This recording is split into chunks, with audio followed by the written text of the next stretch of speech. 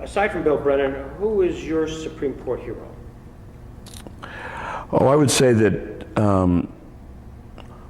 Holmes, Brandeis, and Jackson were the three who I most admired. Holmes, because of his opinions in the Abrams case and Gitlow, which really gave birth to the American tradition of free speech.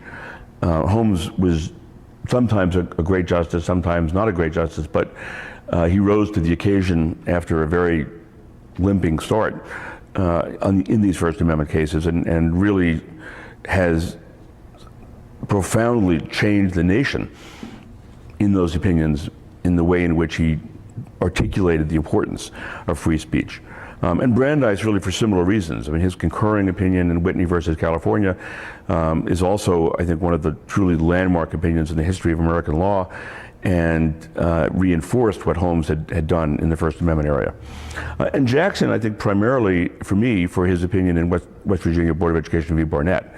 Jackson was a great justice generally and a wonderful writer, but Barnett was a truly remarkable decision. At the height of World War II, for the Supreme Court to hold that it violated the First Amendment of the Constitution, for the government to require school children to pledge allegiance to the flag, was an extraordinary testament to the willingness of the court to place individual freedom over a kind of regimented patriotism. And Jackson's opinion in the case is truly one of the most memorable and most eloquent that any justice has ever written. And of course, his opinion in Korematsu was a great opinion, as was his opinion in the steel seizure case. And Jackson had, throughout his career, a kind of integrity and character to the process. You always had the sense with Jackson that what you were getting was a mind at work. That when you read his opinions, this was not written by a law clerk. This was written by a person who was truly engaged in the problem presented. And the opinion was not simply an excuse for a result reached on other grounds. He really let you into his head. And you felt that when you read a Jackson opinion, you understood why he felt the way he did. And that's not true for very many Supreme Court opinions. The vast majority of those opinions more recently are written by law clerks, and they have a bureaucratic feel to them, and they often have nothing to do with the real reasoning of the justice. Or even when they're written by the justice, they often tend to be good briefs for their position, rather than a candid explication of what their thought process is. And in Jackson's opinions, you really feel that you are talking to somebody. And that's a great gift, both to be able to do that, but also it's a great gift for people who read it, because it gives you an insight into how somebody genuinely thinks through the problems and how they grapple with them. When you came to the court as a clerk for Brennan, did Jackson have a jurisprudence which sort of you could identify and touch? Not as clearly as, say, a Douglas or a Frankfurter or a Black, because Jackson was more pragmatic as a justice. He did not, for the most part, speak in sweeping generalities. He was more interested in the details of individual cases. So where you could identify clear judicial philosophies to some justices, like Douglas, Black, Frankfurter, I think it was less clear with Jackson that you could pigeonhole him in that way. He was more of a judge's judge, in the sense of, you had the sense that each case engaged him, and he thought hard about the merits of each case. And the virtue of that is that he's behaving in the way that the sort of idealized judge behaves. The disadvantage is you're less likely to leave a sort of simple catchphrase legacy of the First Amendment's an absolute. Jackson didn't really have absolutes in that way.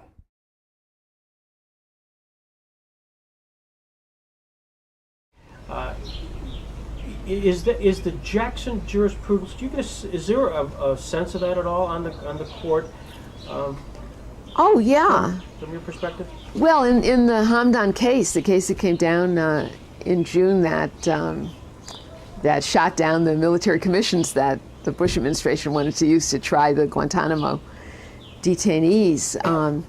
Justice Kennedy's concurring opinion cites Youngstown, extensively to say, I guess he says, this is category 3 where Congress has set up a system, and this is not that. Not only has Congress not authorized this, it's not just a question of congressional silence, but Congress has set up a system for trials of enemy combatants, and it's not this system, and so this has to fall.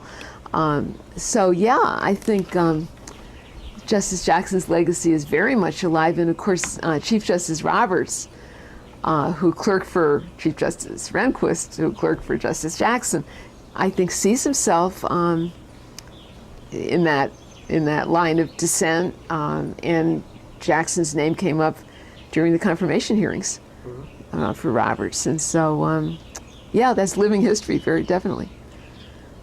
Are you on John Barrett's mailing list? I am. During that confirmation hearing, he was very good at cataloging. Yes. 14 times, in case you Was it 14? I don't think I counted full 14, but yes, I did. In fact, I wrote a little sidebar during the confirmation hearings, making a Jackson connection.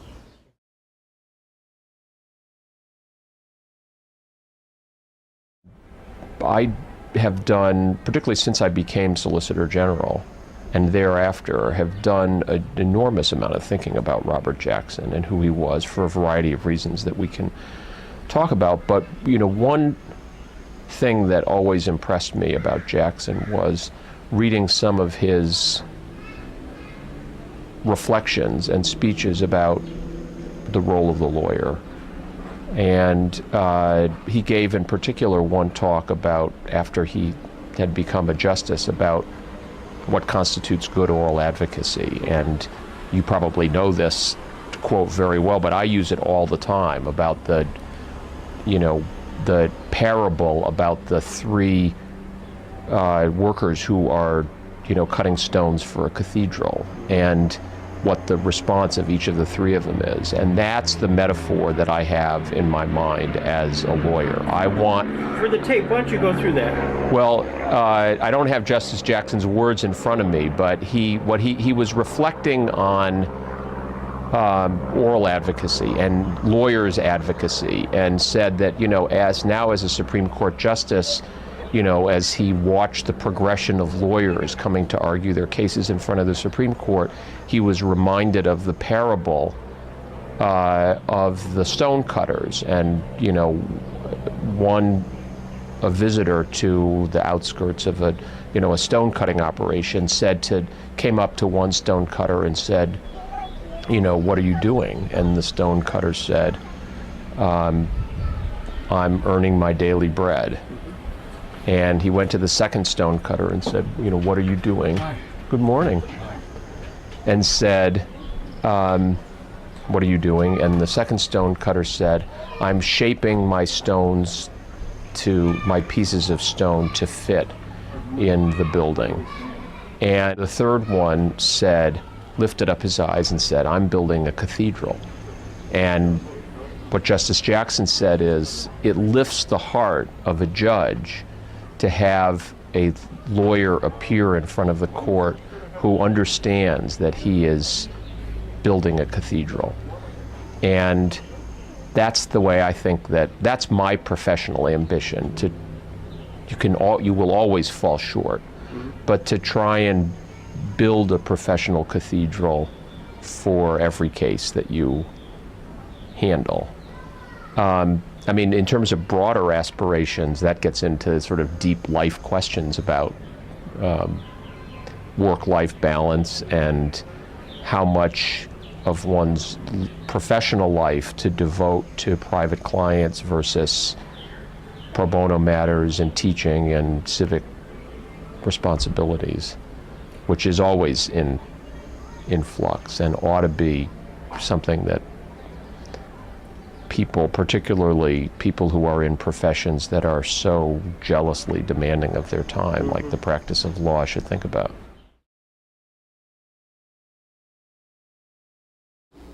Well, William Rehnquist was really great at the job of being Chief Justice of the United States. By that I mean the technical aspects of the job running the Supreme Court, being responsible for the American judiciary as a whole, he was terrific. He really learned from, frankly, Warren Burger's negative example, who was not popular among his colleagues. And Rehnquist was truly beloved among his colleagues across the political spectrum. On the substance of his views, he was very conservative, and he didn't win as much as he'd hoped and as much as you might have expected him to hope. We might have expected him to win.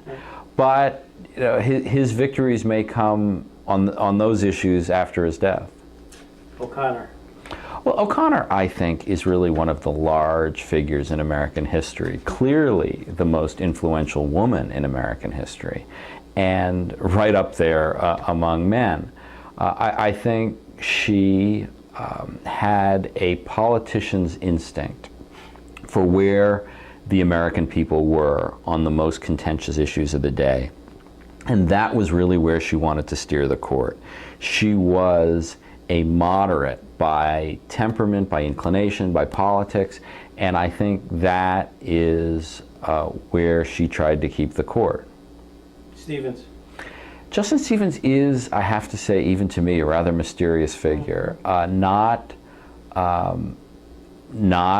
much of a public figure at all, speaks in public rarely, not a conventional liberal, although now votes on the liberal side most of the time, but a quirky intellect, probably the finest lawyer on the court, but someone who has always just gone his own way and been very self-confident about it. Scalia. Scalia is a larger-than-life figure, bombastic, intentionally outrageous at times, and someone who, through many, many years on the court, I think sacrificed some influence for all of his pizzazz, sometimes alienating colleagues. I think the Heller decision on gun control is really the first very important majority opinion that Scalia has written, but I think is an illustration of how late in his career his influence is only rising. Thomas. Well, Thomas is the most complicated and tortured figure on the court. He is still deeply obsessed and hurt by the experience of his confirmation hearings. He is by far the most conservative member of the court, well to the right of Scalia, and someone who is a paradox because he is beloved among his colleagues, beloved by the people who work at the court, very fun, yet at the same time seething with anger. Well, certainly today, Anthony Kennedy is the most important Supreme Court justice because he holds in his hand the outcome of case after case. He is the swing justice like there's never been a swing justice. He is someone who is conservative on most issues, on civil rights, on voting rights, but on a couple of issues where, at least I think, he was deeply influenced by all his travels abroad, like the death penalty and the Geneva Conventions. There he tends to side with the liberals. Ginsburg. Ginsburg is one of the few lawyers to serve on the history of the Supreme Court who would be a major figure in American law if she'd never served on the court. Thurgood Marshall being the other prominent example, because she really created the field of sex discrimination law in the Supreme Court and argued many cases, most of them successfully. She has had the not so good fortune to be on the court at a time when her views have not been in ascendance. So she's had to write some dissenting opinions in cases that she cared about, but a very important lawyer in our history. Breyer.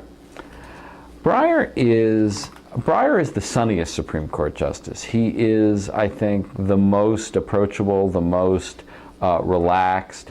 He's also someone who really believes in American government, in the institutions of our government. He really does, is very proud of the fact that he worked in the Congress. He's the only member of the Supreme Court now who spent any significant time working in Congress. He's the only Supreme Court justice who, without fail, goes to the State of the Union address each year because he feels that the Supreme Court is part of government and should show that to the public. And the guy that often gets confused with Breyer and vice versa is Souter. Well, David Souter, it is just an absolute miracle that this man is on the Supreme Court because he's so unlikely to be there. You know, the court tends to get people who've been self-promoters, who have really tried hard to become prominent in the profession, and David Souter leads this very peculiar 19th century lifestyle, but in terms of pure intellectual firepower is probably second only to Stevens on that court in terms of his just understanding of the law, and he's just a peculiar individual, but a very, very good lawyer. Roberts. I think it sometimes seemed that John Roberts was genetically programmed to be Chief Justice of the United States. He is so perfect in the role. His charm, his intelligence, his grace as a public person, all of that is perfect for the role. He is also very, very conservative, and it will be interesting to see which part of those sides of his character become his legacy, because he wants to take the law in some very controversial directions, and we'll see if he has the votes to do it. Alito. Alito is somewhat like David Souter in his shyness, his unlikelihood, in how unlikely it is that he wound up on the Supreme Court, because he's not a self-promoter. He's not someone who has burned with ambition his whole life to be on the Supreme Court. Very competent, very intelligent, very experienced, and very conservative. Question, since we're in the Robert Jackson Center, is there a sense of Robert Jackson with Jeff Toobin? Oh, absolutely. I think, I'm going to talk about this some tomorrow, but my immediate association with Robert Jackson is that he was the best writer ever to be on the Supreme Court. Put aside the substance of his views, which was interesting, put aside the remarkable life that he led, just as a writer, as a stylist, as a creator of sentences, there was no one better on the court. And that's what I think of him above all. Similarly, was there any sense of that from your sources as you were preparing for this, and there some of these folks, their ability to write, was that a sense of jurisprudence? Or well, I think one of the things the court has lost in recent years, because the opinions are so long and bureaucratic, is the voice of the individual justice. That when the days when the justices did most of their own first drafts, you often had a sense of the individual through their writing. It is more homogenized now, and I think that's a loss at the court. And Jackson is the classic example of a justice who, even though he did not serve that long on the court, made a historical reputation for himself, not just for the quality of his thought, but the quality of his sentences. Jeff Toobin, thank you very much. Great to be here.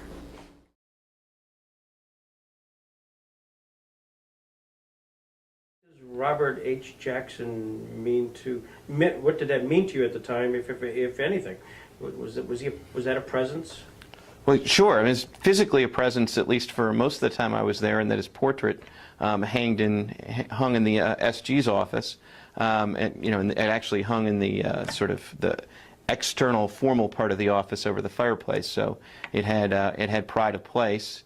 And there are a couple of reasons for that. I think one is that there are only so many solicitors general who went on to become attorney general, and it'd be natural in the SG's office to have somebody who went on and did that, because you have portraits of attorneys general, not there are no formal portraits, painted portraits of solicitors general.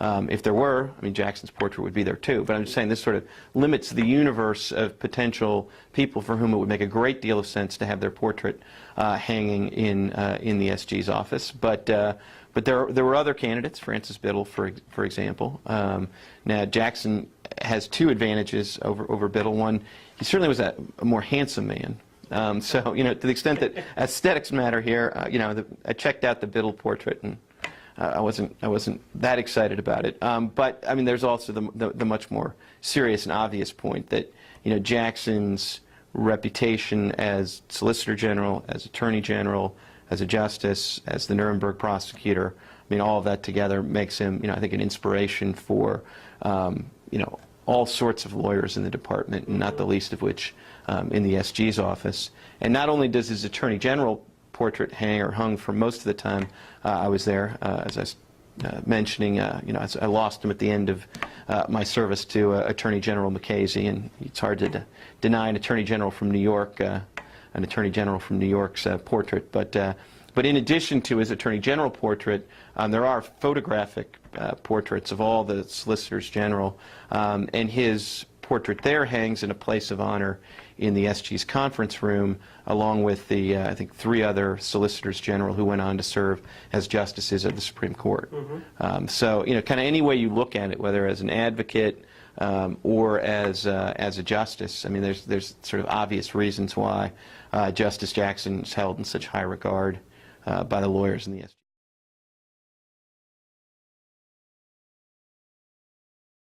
Well, what I learned about Jackson in the context of the court fight is just how much Roosevelt really trusted Jackson's advice. Jackson was not a major player in this conflict, but he's present, and he's got a significant role at the Justice Department, obviously, during this period. But more importantly, he's got a relationship that goes way back with Franklin Roosevelt. And so he finds himself almost Zelig-like in the Oval Office at key moments. He's there in the Oval Office when Roosevelt gets the call from Don Richburg over at the Supreme Court that the Supreme Court has just overturned the NRA and the Schechter decision. Jackson is there with him in the Oval Office in that moment, which he writes about in his memoir, In That Man. And so Jackson's in a position, whenever asked or whenever there, to offer Roosevelt advice on these sorts of questions. And while he was not driving certainly Roosevelt's policy in this area, he has nothing to do with the court packing plan. He is there for Roosevelt to reach out to at key moments. And I think the most important advice that Jackson gives Roosevelt in this regard during this period happens right after the launch of the court fight, when Jackson in February 1937 comes back to Jamestown and spends some time talking to folks in town who he expects would be the president's natural supporters on the court plan, and he finds that the folks in Jamestown are, in Jackson's words, baffled by the court plan, that the president hasn't done enough to prepare them for what he wanted to do with the Supreme Court, and he's not doing enough to persuade them. And so Jackson writes a very frank letter to FDR, and I spent a lot of time in FDR's correspondence, and I'll tell you, Roosevelt, particularly in February 1937, really didn't receive anything like this. It was just a very frank letter to the president that Jackson composes when he goes back to Washington and says, I've spent some time among the plain people, as Jackson puts it, and he says, your argument isn't convincing anybody, and you're actually losing ground instead of gaining ground. And he pushes the president to be very direct about his purposes in packing the court, to really take on the court, rather than to do it by indirection as Roosevelt did and pretend that the whole thing is a matter of judicial efficiency, to say this is about ideology, this is about a conservative Supreme Court that is standing in the way of the New Deal. You should tell people that. And Roosevelt finally says, you know what, that's a good idea. And there's an Oval Office meeting that follows that letter very shortly, where Jackson and Reed are visiting with the president, and they continue on this line, and Roosevelt yields almost immediately and says, you're right. I've wasted a few weeks pursuing this other rationale. I've got to be straight with the people about it. And Roosevelt begins work on 2 very important speeches in March of 1937 that really lay out the case as Jackson thought that he should. Well, let me back up. The Struggle for Judicial Supremacy book, which came out 1941. 41. Why did Jackson feel compelled to write that book? Was that part of that experience? Well, he certainly.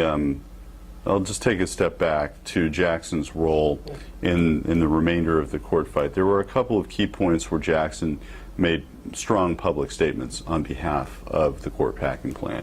He was no great fan of court packing itself. It is probably not what Jackson would have chosen to do, but he did believe that the court needed to act with restraint. This was a common theme of Jackson's, which he develops very fully in Struggle for Judicial Supremacy, and you can see it in his work on the Supreme Court, obviously. But Jackson, again, acting on his own advice, felt that he needed to make the case directly for the president's purposes. And Homer Cummings, when the Senate Judiciary Committee held hearings on the court packing bill beginning in March 1937, and the first witness that they called on behalf of the administration was Homer Cummings, the Attorney General. And Cummings gave a very smooth presentation, but he argued almost entirely on the grounds that the court was inefficient and needed help with its work, and so therefore it needed new justices. And this case had been battered for a month, and it was rather remarkable to many people that Cummings was willing to make that argument again. Jackson tried to correct the error a day later when he gave testimony, and he made the case as he urged Roosevelt to make it, and indeed as Roosevelt himself had begun to make it, which is to say that this was a conservative court that was out of step with the will of the people, that it was acting on not constitutional grounds, but on the basis of its own economic predilections, and that it needed to step back and allow the will of the people to assert itself through this legislation, which in his view was perfectly constitutional.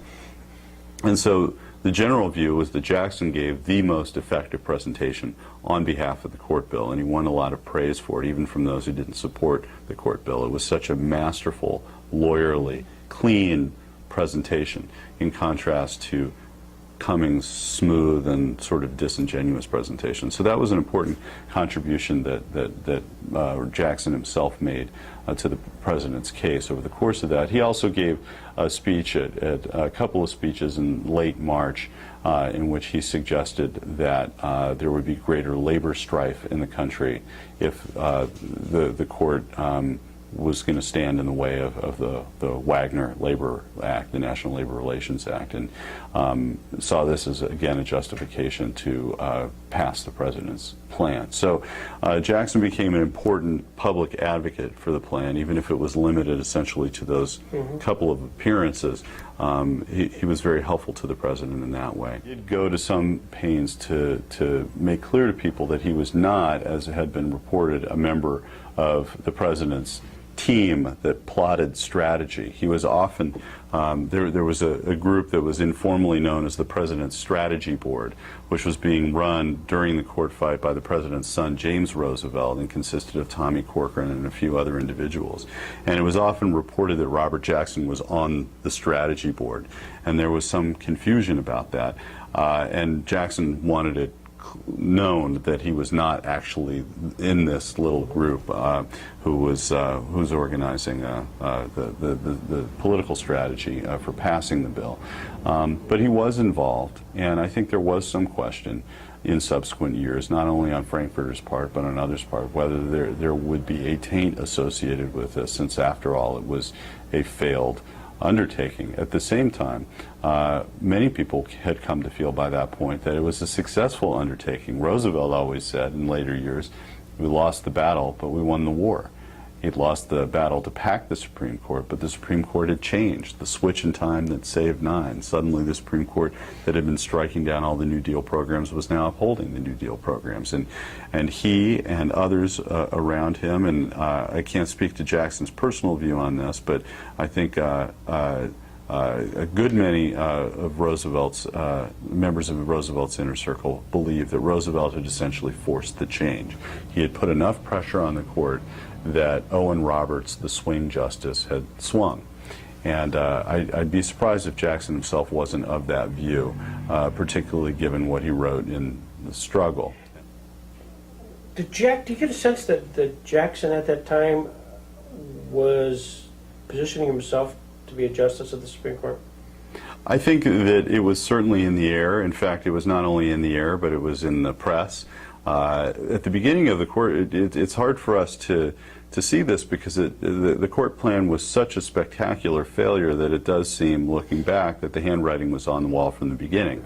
In fact, as I try to make clear in Supreme Power, it seemed to most observers at the beginning, and actually for some time after that, that Roosevelt ultimately would win. He would win ugly, but he would get what he wanted. And so there was speculation from the very beginning, beginning in February 1937, who's Roosevelt going to name? He's not only going to get to name one new justice, he's going to get to name 6 new justices. And so who are they? And a lot of names were floated, and one of the remarkable ironies of all this is that a good number of these folks actually wound up being named to the court, not in the wake of court packing, but over the succeeding years. So Jackson's name was mentioned in the papers as one possibility. Felix Frankfurter, William Douglas, and a number of others who didn't actually wind up on the court in the end. But Jackson's name was in the air, and I'm sure this was not outside the reach of his ambitions. And I think that this was another area where Jackson was demonstrating his shrewd legal judgment and also his service to the president.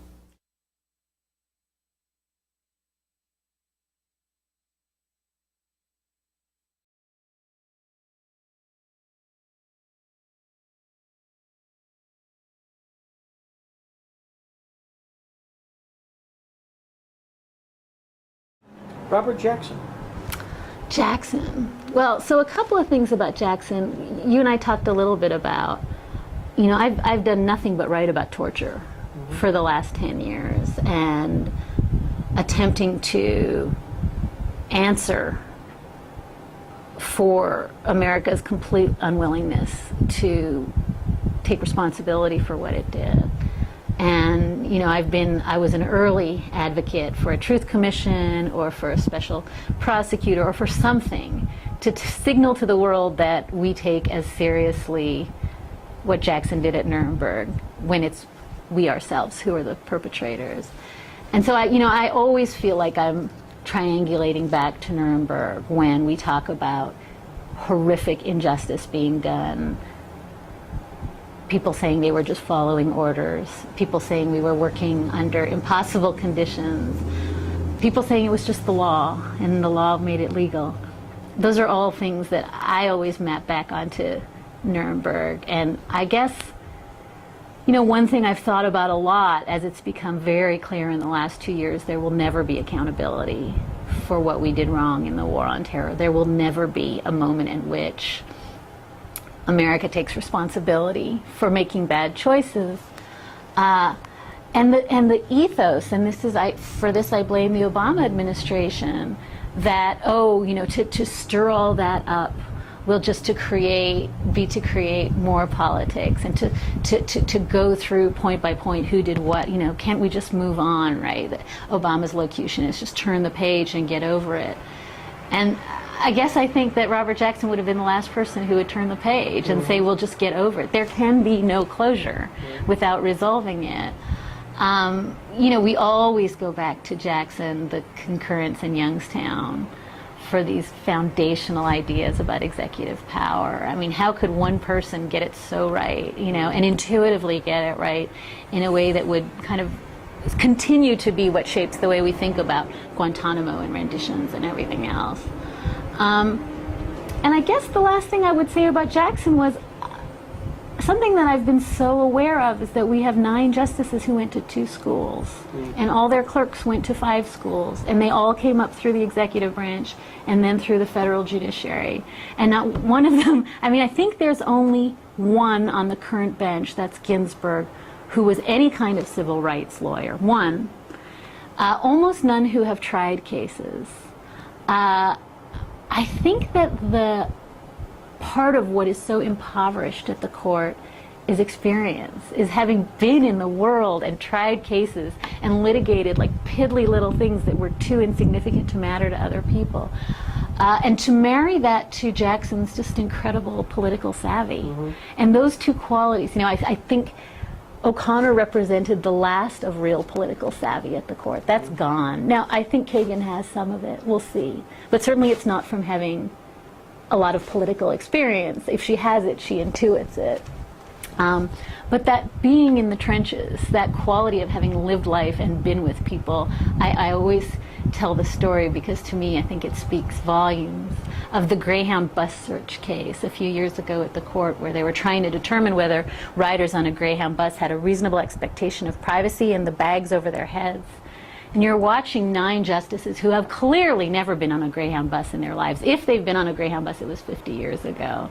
But if you had said to any of the 9 of them, where's the Greyhound terminal in Washington, D.C., I don't know that they could have found it. And it made me so aware of how much your life as lived inflects upon the way you do law. And I think that for me, Jackson really represents a life fully lived in a million different ways, exposure to so many kinds of people. And it's not to in any way impugn the brilliance of the 9 justices we have. No one doubts that they're brilliant. But I think we need justices who are out in the world and who tried cases and who fought for civil liberties and who really got dirty. Because I think what's missing at the court, and I think one of the things Jackson brought to the court, was that always having a sense of what was going on out in the world.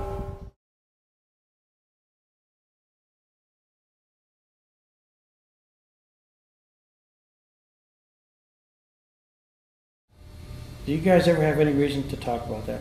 Well, yes. So I think it would have been Justice Blackmun's, it might have been his 80th birthday, but it was one of his big birthdays. We were having a clerks reunion, and as you know, in Flood against Kuhn, which is the baseball antitrust case, there's this kind of passage at the beginning of it that's a list of famous baseball players, and it goes on. And apparently he started out with about 10 of them. Then various people around the building would suggest people, and then somebody said, well, but if you're going to include, if you're going to include Tinkers, you have to include Evers. Oh, if you're going to include Evers, you have to include Chance. And so that list kind of expanded and expanded. And there was a story in the Brethren that right after the opinion came down, somebody said to him, how could you not include Jimmy Fox? And he said, Jimmy Fox was on the list. And the person said, no, he's not. And the justice went back and looked at the list, and sure enough, Jimmy Fox is not on the list. And the line in the Brethren is something like, and Justice Blackmun said, I'll never forgive myself. So for his 80th birthday, I think it was his 80th, we decided we were going to get him one of Jimmy Fox's bats. And we looked into it, and we could not find one. But it turns out that Hillrich and Bradley, I think that's what the Louisville Slugger Company's name is, they keep the measurements of every player on file for their bats. And so we went to them, and we had them replicate one of Jimmy Fox's bats, and we had it mounted on a plaque, and on the bottom it just said, I will never forgive myself, H-A-B. And we gave it to him, the clerks all gave it to him for his birthday, and I saw it actually posted in his chambers the day he died. After his funeral, we all went back to the chambers to hang out, and there was the bat, which I think was, several people asked for it, but I think it was given to the Library of Congress. And the other thing about baseball is he had been a friend of the Griffiths, who owned then the Minneapolis Millers, later the Twins, and so we would talk about baseball a lot at breakfast. And one day in the afternoon, I was in the upstairs chambers, and I got a phone call, you should come down. The justice has somebody he wants you to meet. And this group called the Emil Verbin Society was having its reunion in Washington. I guess it's a Cubs thing. And so there were these 3 guys in like bad-fitting sports coats in his office, and he introduced them to me, and 2 of them I don't remember the names because I'm not a Cubs fan at all, but the last one was Andy Pafko, who had been a Dodger as well. And so I had a nice conversation one afternoon with Andy Pafko, And the last baseball thing I'll tell you is when Justice Blackmun retired from the Supreme Court, I was asked to do one of the tributes for him in the Harvard Law Review. And one of the things I talked about in the tribute was this article that had been written called Your Law Baseball Quiz. I think I told you about this last night, where they compare different justices to different famous baseball players. And I said that, and so I tell the story of, Jackie Jensen is like Byron White because they were both better at football. And then I say, the guy who did this compared Felix Frankfurter to, among other things, Wayne Terwilliger. And in the article I just had a footnote. I said, who is Wayne Terwilliger? And then ultimately I said that if I had to pick somebody for Justice Blackmun to be like, I had thought originally about Bobby Brown, because Justice Blackmun wanted to be a doctor, just like Bobby Brown became a doctor. And that I thought of, a couple of other people like that, Charlie Gehringer, because he was a little tiny,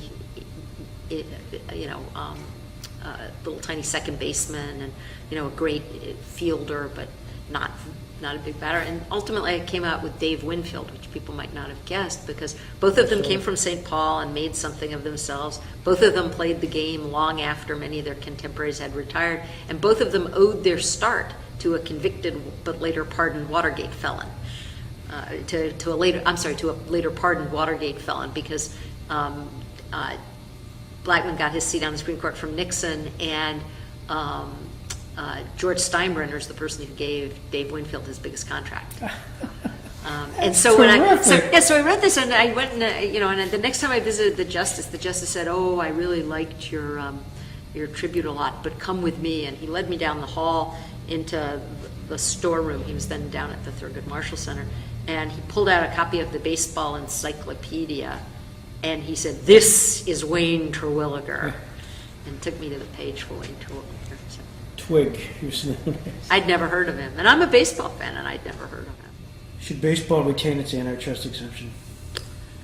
Well, I'm a big Bill James fan, and Bill James has a discussion of this where he says that if you got rid of the antitrust exemption, what you might start to see is a kind of proliferation of a third or fourth major league almost coming out of minor league teams. I'm not sure what function the antitrust exemption really performs today, given that there's now an agreement between the Players Association and the teams, right? And a huge percentage, ever since free agency, a huge percentage of the revenue has moved over to the players. I'm not sure that the existing players would favor getting rid of the antitrust exemption. Such an anachronism. Yeah, but hard to see that it's actually having much effect on the game itself. And the real question is how you maintain competitive balance, right? Mm-hmm. If you want to maintain the sport, the real question is how to maintain competitive balance. And without the antitrust exemption, it might be harder. Right? Did you ever talk about Roe versus Wade, you guys? Yeah. So the first time he talked about Roe versus Wade is when I went to interview with him. Justice Blackmun had been a tax lawyer before he was then counsel at the Mayo Clinic, and he had exactly the habits you would expect from somebody who had been a very good tax lawyer. He was like incredibly meticulous and precise. And so when he interviewed people, he had this long list of questions written out, and he asked you the questions, then he wrote down the answers in pencil. And towards the end of the interview, he said, "Now, I want to ask you a question, and I want you to think about this very carefully." So I was there, and then he said, "Now, I've written an opinion that's a little bit controversial, and some people find it the kind of opinion that they have trouble with, and you need to think about whether you would be comfortable working for me given the opinion." And I'm sort of racking my brain to think, like, what opinion is he talking about? And he said, "You may have heard of it." And now I'm thinking, okay, what is he going to say? He said, "It's called Roe against Wade." And I'm a little bit of a kind of smartass sometimes, and all I could think is, just don't say, "Oh my God, you're that Harry Blackmun? You're kidding." But he actually had a clerk apparently several years before who had, in the middle of the year, had a religious revelation that Roe was wrong, and it had made for an awkward year.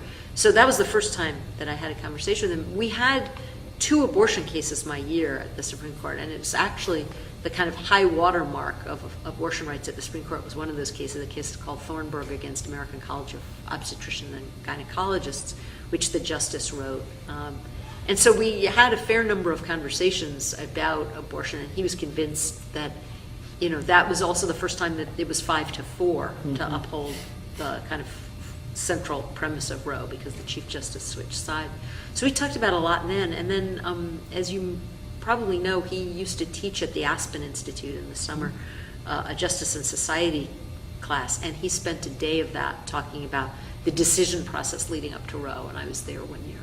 He talked about that there. What did he say?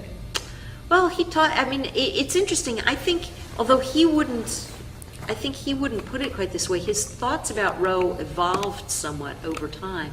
Because when he started on the case, his major, the major focus for him was the practice of medicine, because he had come out of being counsel at the Mayo Clinic, and he took very seriously the idea that this was a medical procedure, and therefore it was up to women in consultation with their doctors to make this decision in the way that would be true of all other medical procedures. I think over time he came to see Roe as equally about women's autonomy, that it wasn't mostly about medical autonomy, it was about women's autonomy. And by the time I got there, I think he was thinking about it in those two things were much more in equipoise in being important to him. But he just thought it was not the kind of decision that should be made categorically by the state as opposed to by individuals given the circumstances they found themselves in. Had Jane Rose publicly switched? No. No. I think she had said by then that she regretted having had the abortion, but it wasn't until maybe about 5 years ago or so that she filed a sort of coram nobis trying to get Roe overturned.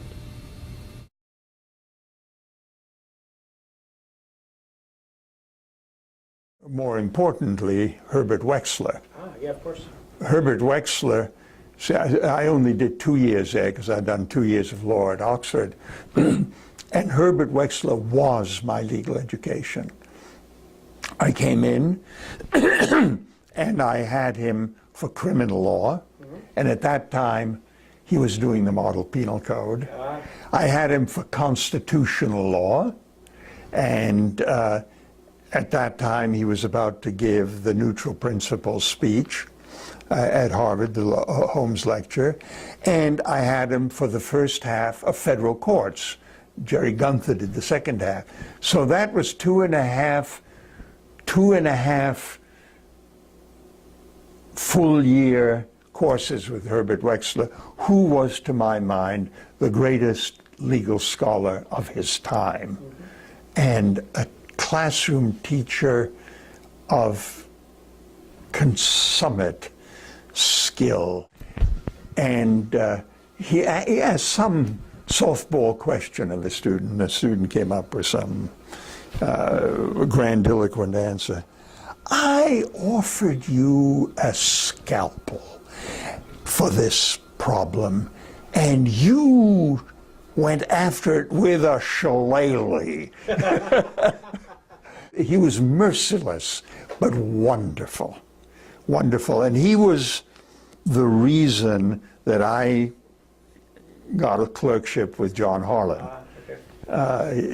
His recommendation. Elsie Douglas was working for Justice Frankfurter, whose chambers were just around the corner from ours. And very often in those days, the justices had only 2 law clerks. And the chief had 3. But everybody else had only 2, except for Douglas, who had 1, but he had extra secretaries to write his books. We were quite close to the Frankfurter chambers, more than topographically, because Frankfurter would often come in to see his friend John. He greatly admired Harlan. Harlan was, in a way, something that Frankfurter somehow aspired because he was this patrician whose grandfather had been on the Supreme Court, and he believed in federalism as Frankfurter did, and judicial restraint, and they had similar views about, along with learned Hand, similar views about Brennan, Douglas, Warren, and Black, who were referred to as the Jesus Quartet, except Harlan could not be gotten to speak of them disparagingly. He would not, I mean, he was very correct. One instance, he gave a dinner every year. It was after Poe v. Ullman had come out, where Frankfurter had written the opinion, and Harlan had dissented from Frankfurter. Frankfurter hadn't really given a reason why this was not justiciable, and he had said that it may be difficult, but it's not ineffable. And Frankfurter and I were conversing, and I used the word ineffable, and he turned on me and he said, "Oh, give it a rest." I remember that today. Yeah. Once you've gotten into the rhythm of it, you welcome it. And I remember my argument where I was arguing Morrison v. Olson that the Independent Counsel Act was unconstitutional. And I argued for 25 minutes, that's what I was allocated, I believe, and I was interrupted once by Justice Stevens, and I think out of pity. And I knew that was a terrible sign. It means that they had their minds made up, and they didn't want to tip their hands. The courtroom was packed with politicians. They didn't want to tip their hand. So no questions were asked, and I knew, this is over. So you welcome the questions, and you hope you get enough time to give an answer. But no, the questions are very important because, after all, as I learned, as I taught myself, it's not a professor with 9 students, it's 9 professors with 1 student. And you welcome the occasion to learn what's on their minds. The decision rolls out.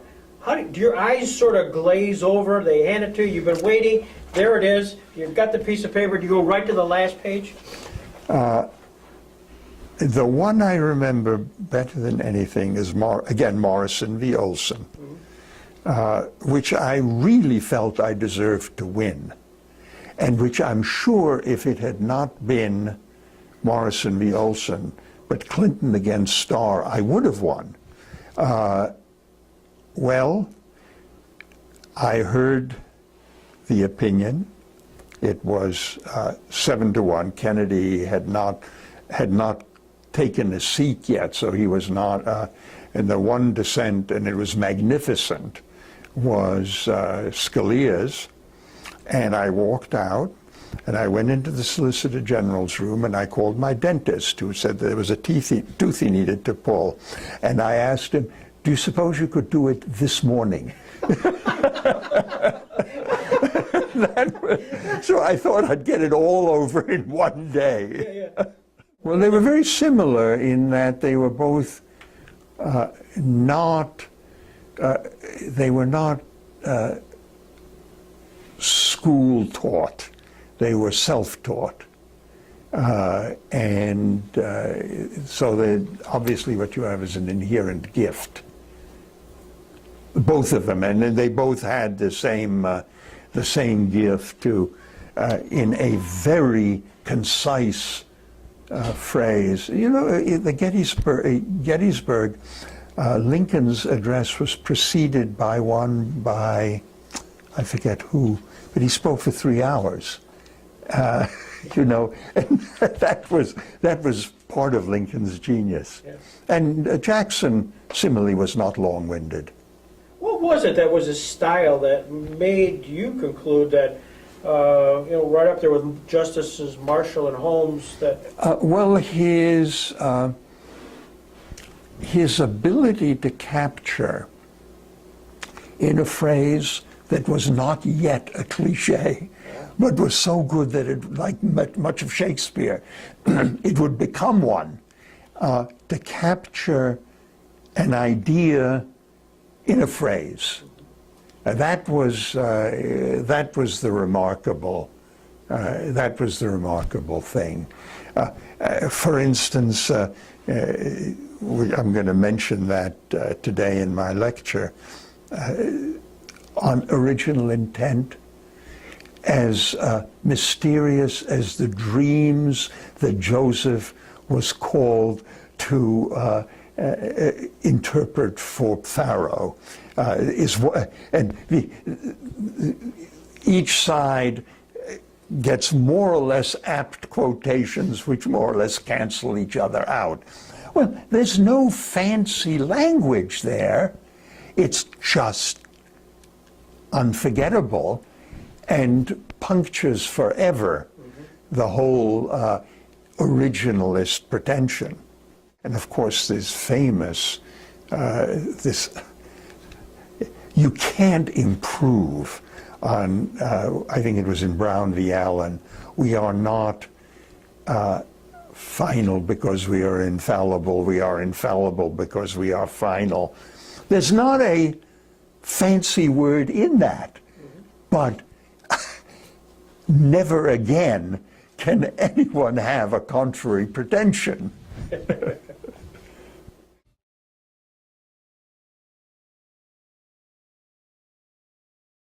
Mike Gravel mentions that if he becomes president, he's going to nominate you as a justice of the Supreme Court. Yeah, he's a lovely fellow, but that was the moment at which I decided I couldn't support his candidacy. A lovely, lovely person, though. Did you know that was coming? Did they give you in advance? No, not at all. And I think happily for the Republic, he didn't really stand a great chance of ever being elected. But as I said, I do think he's a very thoughtful and person. But that, I think, was just a moment of exuberance, over-exuberance on his part. What does a Robert Jackson mean to a Professor Amar? He's this very interesting transitional figure. He himself was not a law clerk, but his own law clerks.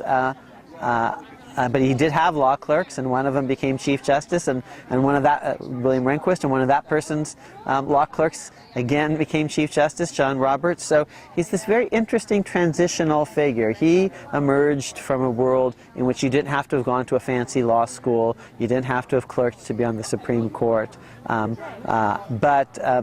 Today, many of the people who are on the Supreme Court, or have been on the Supreme Court since Jackson, have gone to fancy law schools and have done fancy clerkships. And interestingly, they have connections to Robert Jackson, like William Rehnquist, who went to Stanford Law School and was Jackson's own clerk, or like John Roberts, who went to Harvard Law School and who clerked for Rehnquist, who, to repeat, in turn, clerked for Jackson.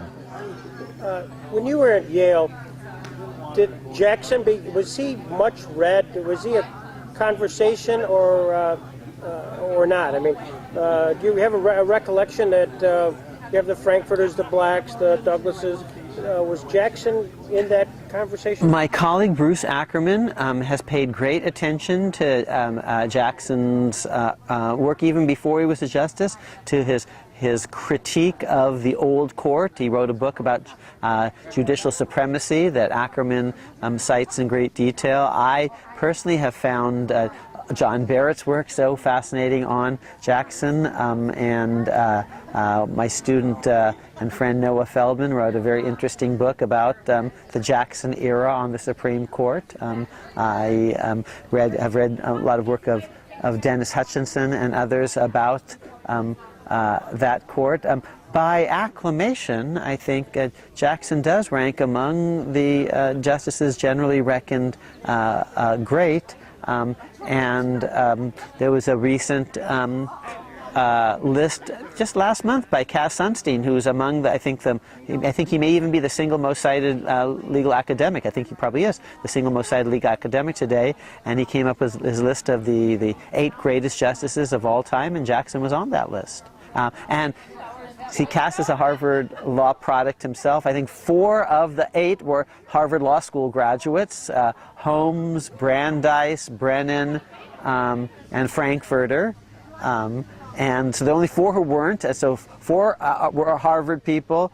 Earl Warren was a 5th, and John Marshall was a 6th. So that only leaves 2, non-Harvard, non-Earl Warren, non-chiefs that it could be, actually. And the other one was a chief, William Rehnquist. So 4 were Harvard, 3 were chiefs. Jackson from the get-go isn't Harvard Law School and isn't a chief, so he got the only slot that wasn't Harvard and wasn't a chief in Cass Sunstein's list. So can't do much better than that. Thank you. Thank you very much.